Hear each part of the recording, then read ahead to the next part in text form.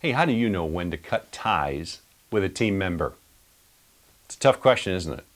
I'm John Hittler, co-founder of Evoking Genius and co-creator of the Genius Discovery process with 90 seconds of pure genius.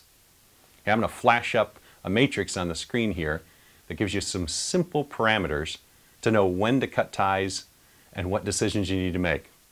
Very simple X and Y axis, and that's culturally acceptable and commercially acceptable. Their skills are good and their attitude's good. Well, if you look at the upper left-hand quadrant, good commercially, good culturally. We call that an easy yes. Those are people you build your company on. They're a great fit. And then go diagonal to the lower right, and they're not adequate on their skills, and they got not a great attitude. That's what we call an easy no. Hopefully you caught those guys at the hiring process and they never enter your organization. But if you have them, it's an easy no, you get rid of them. But how about the opposite? The upper right and the lower left. Those are a little trickier, aren't they? Let's start with the lower left.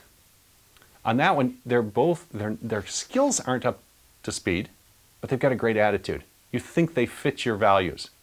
The question is, are they trainable?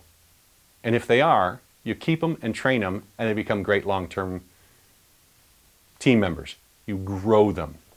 The tougher one is that upper right-hand quadrant, where they're great commercially, but they've got a crappy attitude. Normally this shows up as the superstar salesperson who's a jerk.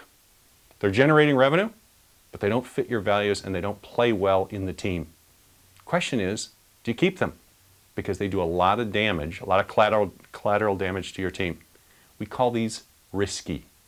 You got a tough decision to make on this one. Can you shift their attitude? Can you shift them and grow them commercially or culturally? It's a lot harder to do. Use this to figure out for yourself when to cut ties and when to train. Comment below and we'd be happy to help. Till we meet again, all the best.